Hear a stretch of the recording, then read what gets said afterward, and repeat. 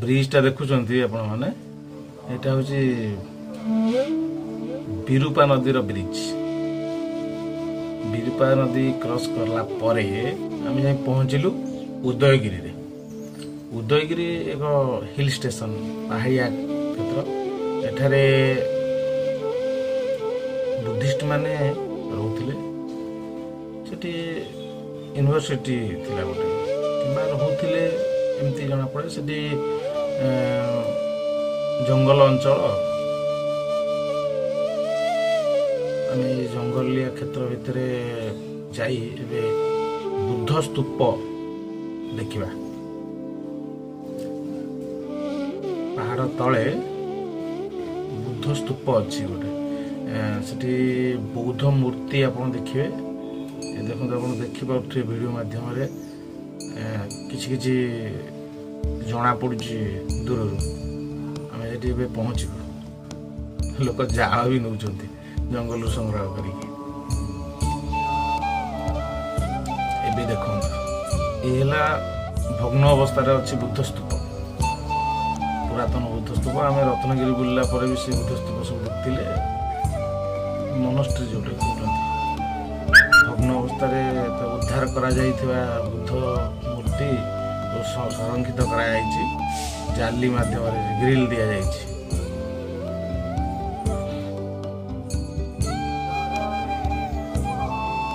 ସ୍ତୂପର ଚାରି ଦିଗରେ ଚାରୋଟି ବୁଦ୍ଧ ମୂର୍ତ୍ତି ବିଭିନ୍ନ ମୁଦ୍ରାରେ ବାସ କରୁଛନ୍ତି।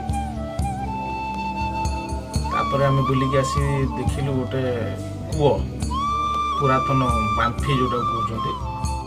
ସେ ସମୟର ଜଳର ଆବଶ୍ୟକତା ପୂର୍ଣ୍ଣ କରିବା ପାଇଁ ସେ ବାମ୍ଫି ଯୋଗାଡ଼ କରାଯାଇଥିଲା, ବ୍ୟବସ୍ଥା କରାଯାଇଥିଲା।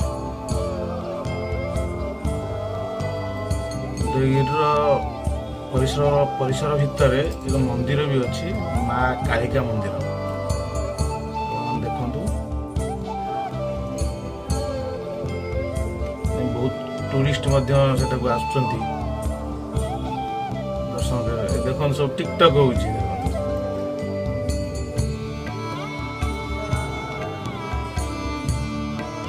ପିଲାମାନେ ଆଜିକାଲି ଟିକଟକ୍ କରୁଛନ୍ତି। ସେଠି ସବୁ ମୂର୍ତ୍ତି ସବୁ ଭଗ୍ନ ଅବସ୍ଥାରେ ଅଛି। ମୂର୍ତ୍ତି, ସ୍ତୂପ, ବୌଦ୍ଧ ବିହାର। ଆଉ ଏକ ମୂର୍ତ୍ତି ନିକଟକୁ ମୁଁ ଯାଉଛି। ଦେଖନ୍ତୁ କେତେ ସୁନ୍ଦର ମୂର୍ତ୍ତି, ସେ ସମୟର କଳାକୁ ପ୍ରଦର୍ଶିତ କରେ।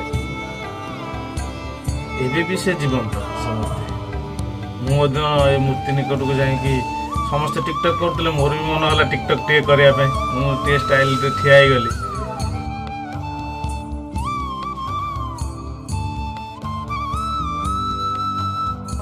ମୋ ବି ମନ ହେଲା ଟିକେ ତା ମୁହଁରେ ହାତ ମାରିଦେବା ପାଇଁ।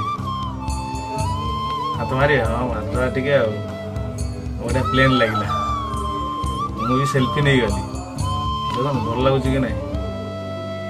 ଆପଣମାନେ ବି ଆସିକି ଏମିତି ସେଲ୍ଫି ନେବେ, ଟିକଟକ୍ କରିବେ। ବହୁତ ଆସୁଛନ୍ତି ଫ୍ୟାମିଲି ନେଇ, କିମ୍ବା କପୁଲ ସବୁ ଆସୁଛନ୍ତି, ଏବଂ କଲେଜ ପିଲା ସବୁ ସାଙ୍ଗ ହେଇକି ଆସୁଛନ୍ତି।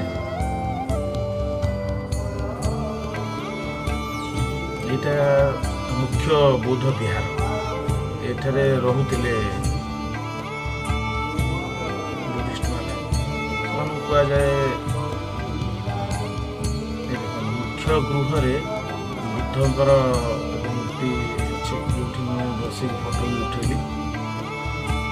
ଆଉ ତା ଚାରିପଟରେ ଗୃହ ସବୁ, ରୁମ୍ ସବୁ କରାଯାଇଛି ରହିବା ପାଇଁ। ଦୂର ଦୂରରୁ ସୁନ୍ଦର ସୁନ୍ଦର ପରିବେଶ ଭିତରେ ଦେଖନ୍ତୁ, ମୁଁ ଦୂରକୁ ଗୋଟେ ଝୁମ୍ କରି ଦେଖାଉଛି। ସେଠିକାର ଏକ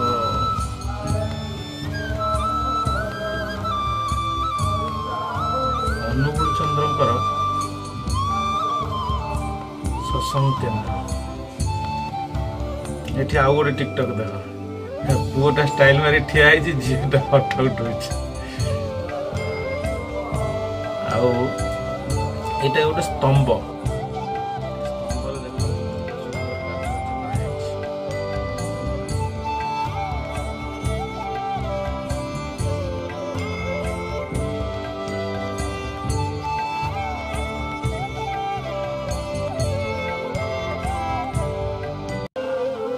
एइटे हूँ गोटे इंटरेस्टिंग मूर्ति बहुत सुंदर लगुच से समय कारुकार्य भितर बहुत इंटरेस्टिंग मूर्ति गोटे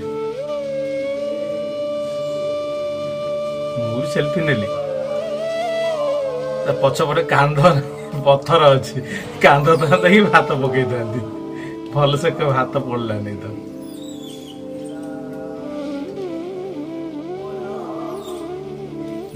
देखुता आपण को नमस्कार जनाई ये शेष करुच्ची उदयगिरी वीडियो आपण मैंने दयाकोरी लाइक एवं सब्सक्राइब करूँ आम चैनल को।